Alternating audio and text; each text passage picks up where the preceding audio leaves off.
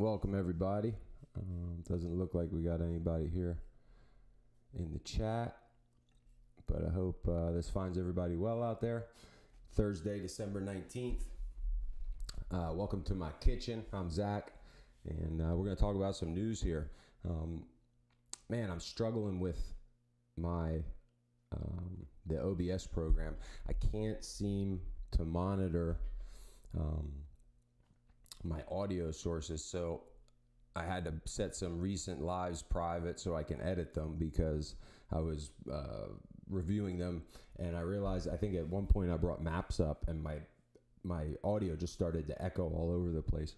So I'm limited to my resources at the moment. I've tried hooking up these headphones that I have set up, and man, am I getting a reading over there at all?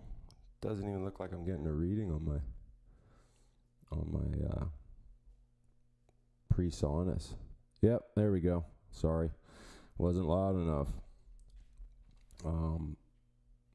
So maybe we'll notch that up a little bit. Hold on.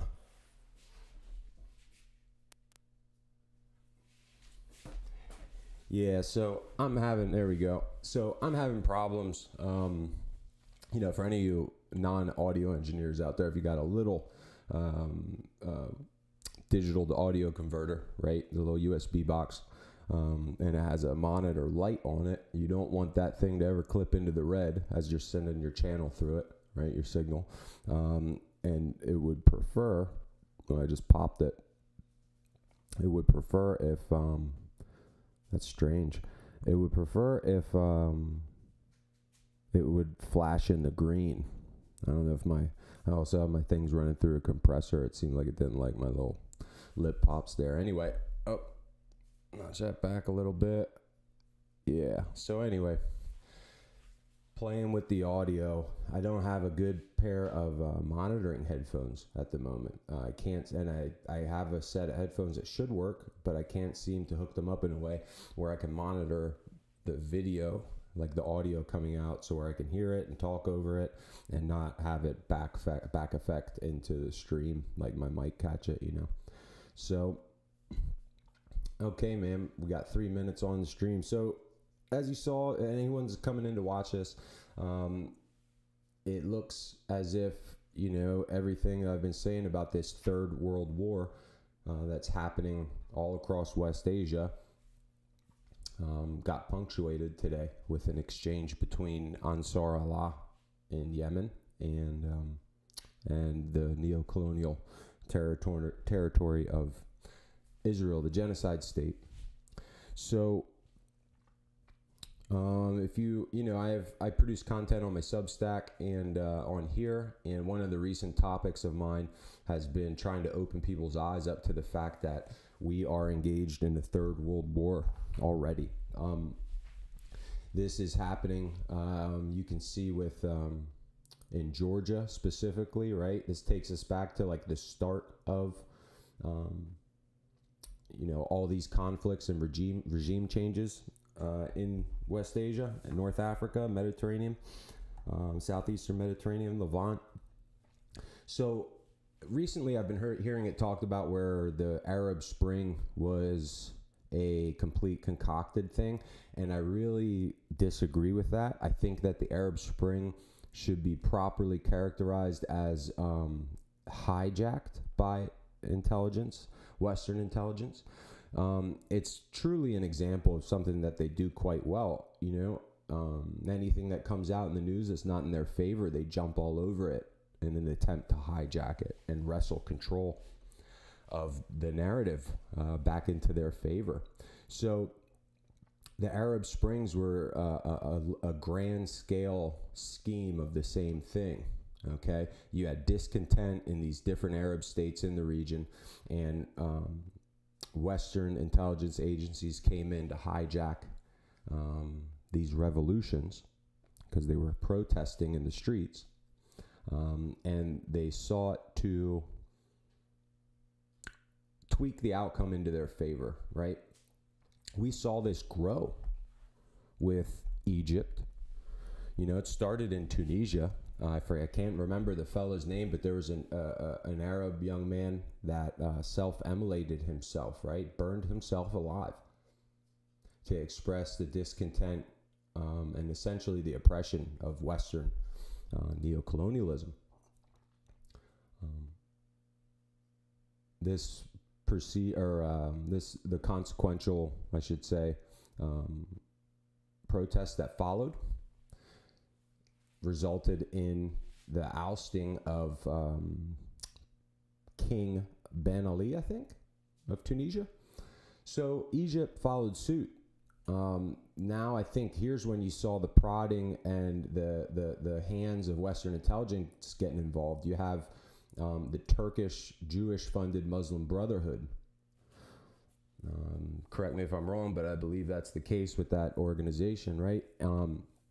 So Egypt had this like more soft transfer of power. Things were on the edge and for a while, but didn't get violent. So you have to understand Egypt's right there next to Israel. They share the border. They share the Sinai, and that strait is super important. I mean, if Israel could get control of that, that would be beneficial to them for sure. I'm sure they want the whole Sinai. Now, the Arab Spring, this turned into protests in Libya that may have been really. This is where the protests could have been started more by the West. And it seems like Libya then served as an example for Syria.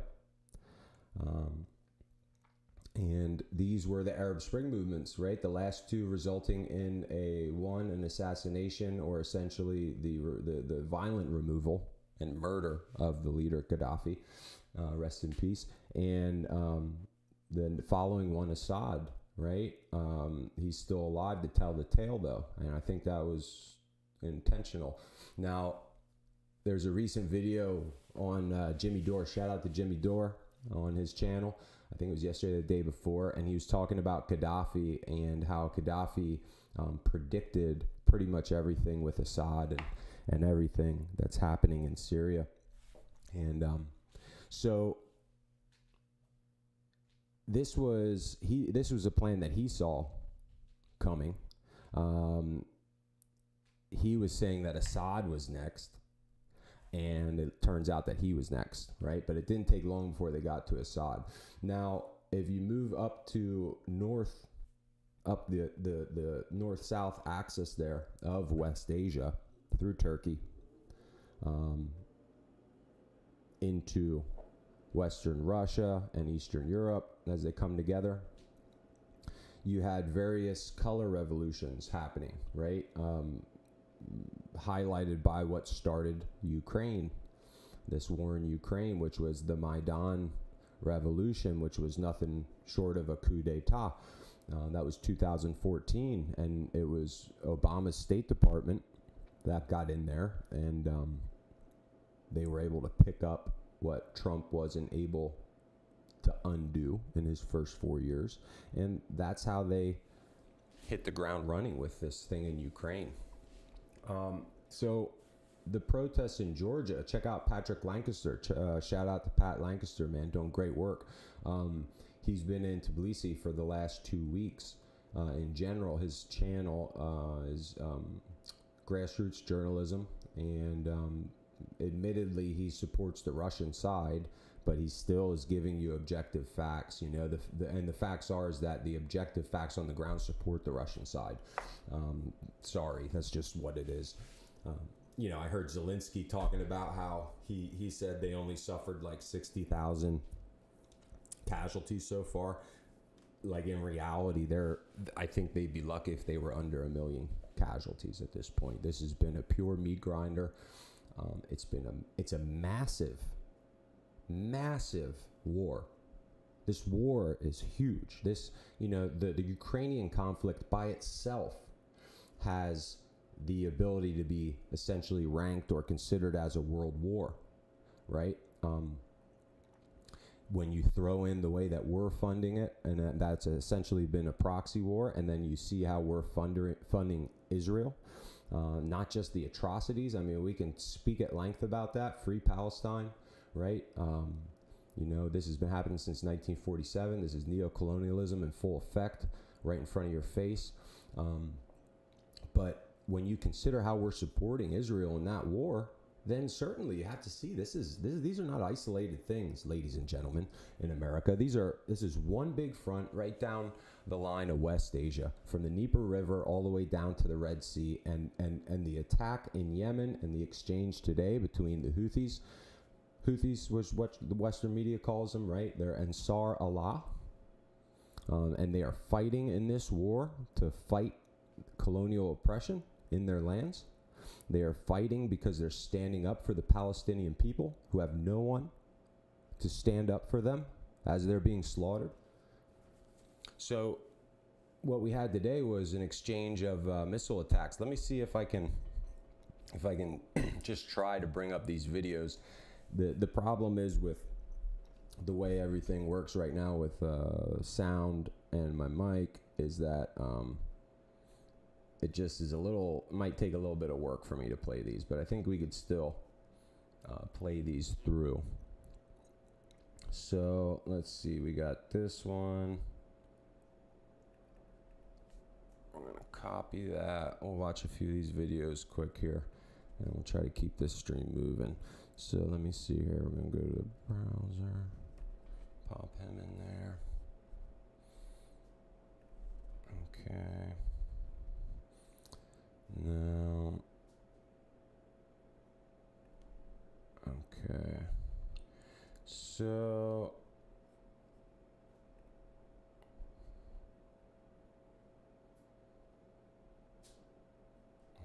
that's weird.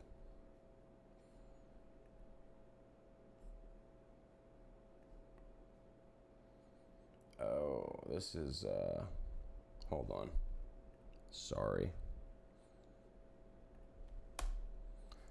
Okay, give me 1 second. So we're going to trash this. Yep, we want to trash that. We're just going to add a whole new one.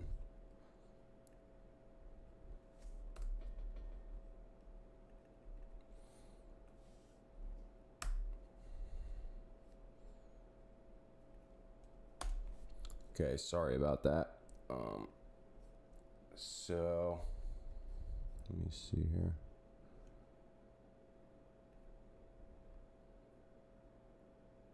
Does it not?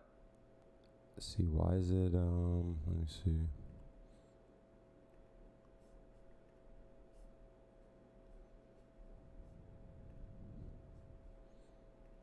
Control audio and OBS.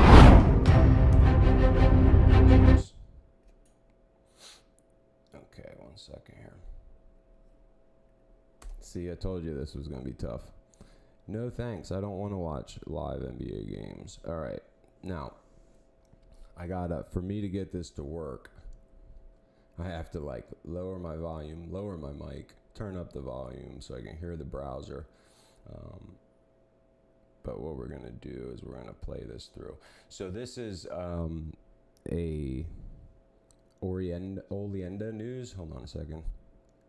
Oh, I'm retarded, man. One India news. Man, sometimes I miss for as smart as I am, I miss the dumbest stuff right in front of my face. So what we're going to do is we're going to try to play this through, and this is showing the Houthi attack on Israel. And this was basically, the Houthis shot into Israel. There's reports that the Iron Dome shot a few of these down, right? How they said that shrapnel landed in Tel Aviv, but there's definitely looks like there's a school was hit and some other buildings were basically destroyed to rubble. And there definitely was a video of an impact, right? The sound of an impact in Tel Aviv. So it looks like something hit more than shrapnel. But let's run these through here, okay? And excuse me, I'll drop my mic and I'll talk to you guys soon.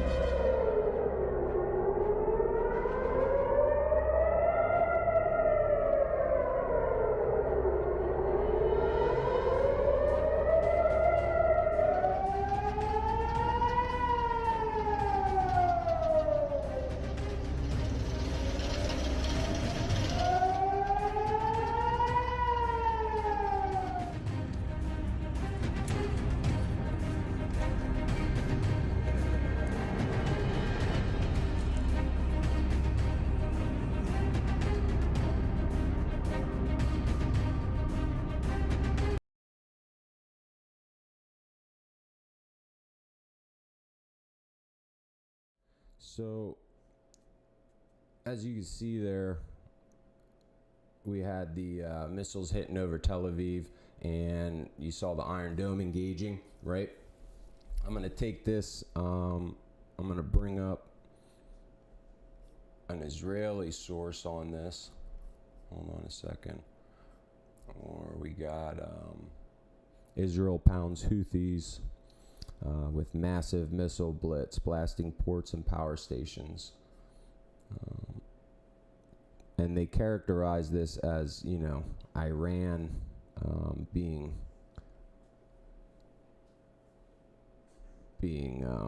ultimately the one behind the Houthis, right? This is a big push here. It seems as though they're gearing up, you know, for a likely war with Iran. So we're going to come to 6 minutes. We'll play this through from the beginning. First few minutes. Yep, till we get to there. Okay. Give me 1 second, guys. Copy that.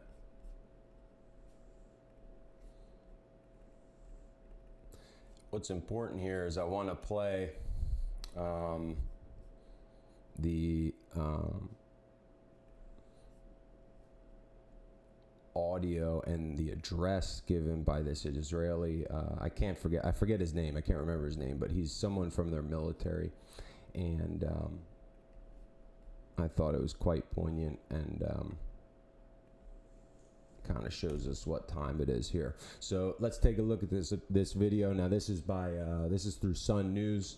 You know, this is going to give you definitely a Western perspective, and that's certainly how the title introduces it. So we're going to drop my mic.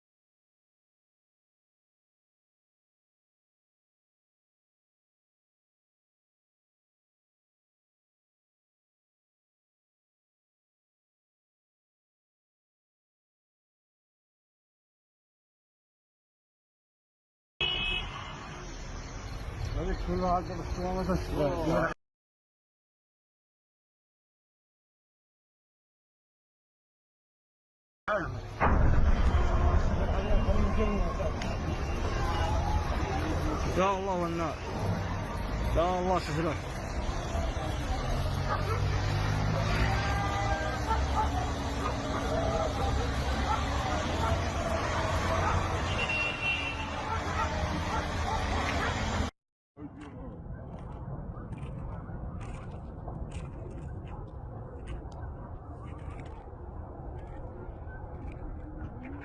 الأطفال ما عايش درهن ما عايش قدام قصب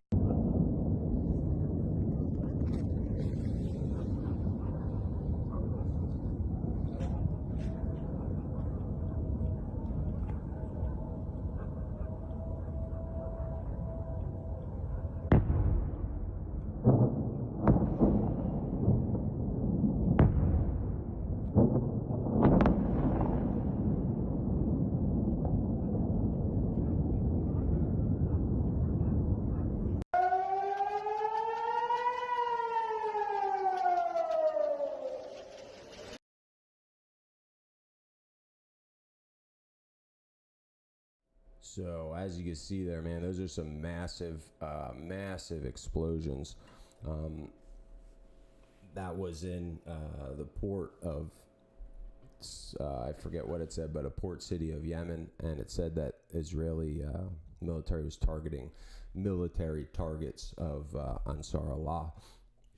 Now, I want to take that second to just discuss something that it seems like you know, a strategic shift can essentially be noted.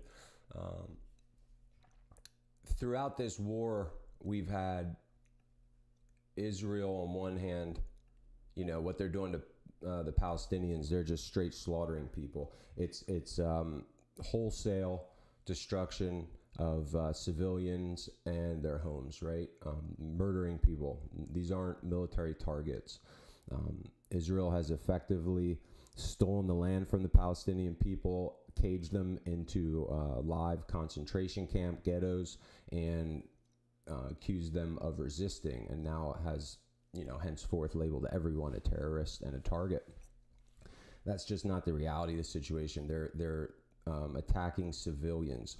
Same with Lebanon. They a tremendous amount of their military assaults in Lebanon, including the pager attacks, had to do with, they harmed civilians. There was mass collateral damage involved with Israeli strikes. Now, similarly, you see this in Ukraine, right? How the West wages war. And at the same time, they accuse the opposite side of doing exactly what they do, which again is exactly the whole tactic of Israel. The root of the word terrorism has that history. Now, what we've seen in this war is Iran, Russia, and by and large the resistance front targeting only military targets, right? Hezbollah, same thing. And Hezbollah was actually a great example of a shift, because they were traditionally just firing into Israel willy-nilly, happy to hit anything, right? Now they've gotten precision weapons and they've used them to only strike military targets. This way of waging war really has made the West look bad. And what I've seen in many different forms and fashions coming out is them being the West now, doing everything they can to attempt to wage this same type of warfare, where they know that they're surely aware that they lie so much, and they know that everyone's caught on to that, and they know that they're losing credibility, not just from their lies, but because they attack civilian targets. Look at what they did to start the war in Ukraine. They literally blew up Europe's gas supply.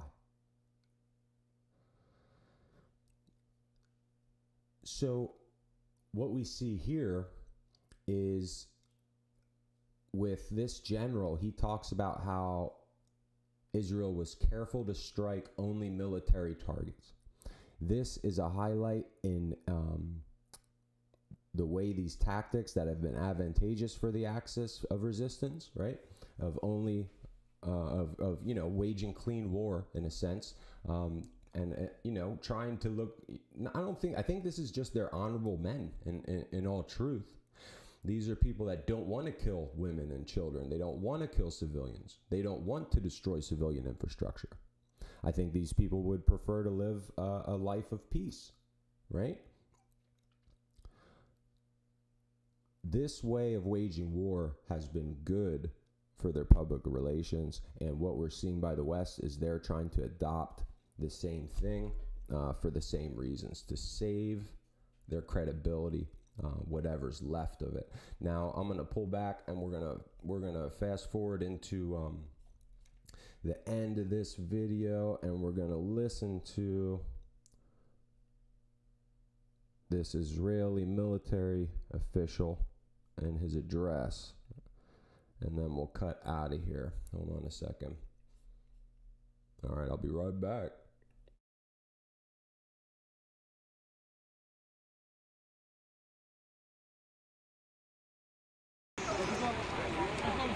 Over the last 14 months, the Iran-backed Houthi terror regime in Yemen has launched hundreds of missile and UAV attacks against the State of Israel.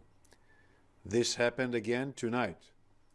The Houthi terror regime fired a missile toward central Israel, forcing millions of civilians to take cover in bomb shelters.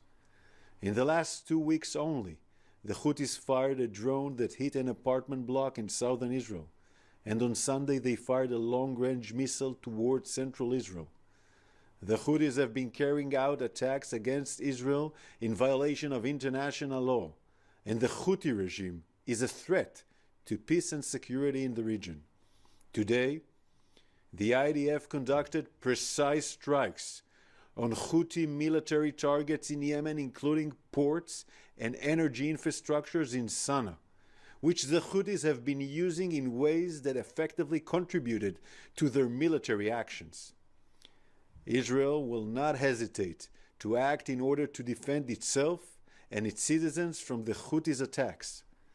The Houthis are also targeting other countries in the Middle East, the United States, and other countries in the world, with their attacks on international shipping vessels and routes in the Red Sea and other places. The Houthis have become a global threat. Who is behind the Houthis? Iran.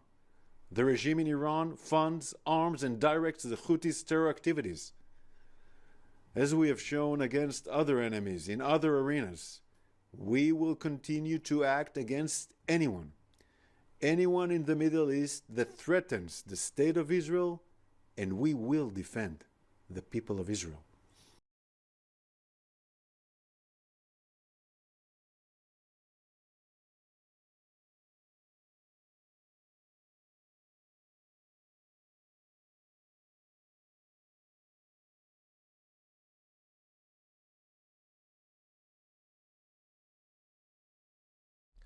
So you heard what he had to say there. There's some pretty important points. So this really puts what's happening in Syria into a certain context, you know. The Houthis bring a lot together here. What it does is you can see that they're actively, certainly at opposition with the Saudis, okay? The Houthis, what he was talking about, the Israeli official there, he's talking about attacks on international shipping. So he's referring to the general blockade of the Red Sea, and any shipping destined for Israel is not allowed to pass. And if they try to or linger too long, the Houthis have been attacking them. There's many, many videos of tankers and different ships being destroyed in the Red Sea by the Houthis, by Ansar Allah. Now, recently there was a Turkish vessel that was hit, and it was quite a to-do, although all sides involved really played it down. But when you consider, so this Israeli official, this Jewish official, his last few lines were basically him drawing lines and, you know, spreading these sides out. He's claiming the partnership of the international community, which is at this point considered the West. That's what you would consider the West, Western states. Likewise, he mentioned that, he sided them with Iran. Now, the truth is that you have the majority of the world in the form of the global South and the BRICS nations that are all standing in opposition and have voiced their opposition to what's happening in Palestine and what the Jews are doing to the Palestinians. There's been United Nations resolutions passed about it. The only thing that has stopped them from, having any teeth and doing anything has been the United States veto. So when you see the Houthis in Iran and you see this Jewish military officer who, while, carrying out this attack or defense of Israel or whatever, this missile exchange, but he's talking about it as literally as the Jewish vision for control of the Levant is being carried out in the form of whatever's happening in Syria, right? So where does Turkey lie in all this? I mean, Turkey seems to be on the side of Israel. So it seems as though the Turks are with the West. At this point, Erdogan has lined himself up to have either crossed his what seemed to be friends in the global South and the BRICS, and he was it looked as if he was what's the word? When you go and you take out someone's daughter, or you court. He was being courted to be a BRICS member, right? A very important one at that. Don't forget, he controls warm water access to the Russian Navy through the Bosphorus Strait. he's geopolitically and geographically an extremely important player, and he's using his geographical positions and his friendships with everyone around him because of that positioning quite well. So, although I would have liked him to see, him stand against the West, and at this point, that option is still there. He can certainly double cross the West. He has reason to do so. He doesn't like the Kurds in his lands or on his borders. It seems as though he wants to extend the borders of Turkey. Potentially, it looks like the Turks and the Jews could be trying to share a mutual border here, and that might be the result of all this. However, ultimately, in this statement that we just watched, those last few comments really characterize the splitting of the sides that we're seeing here. This is the Third World War, and it's live. So let me just see if I got anything else to watch here. Hold on. We got some. I had a CBN News I was going to bring up. I didn't watch it myself. I was going to say we watch it together, but it's irrelevant. It's more Western stuff here. Let me. I do have some articles that are talking about what's happening in Israel. So let's go over those here. Let me see.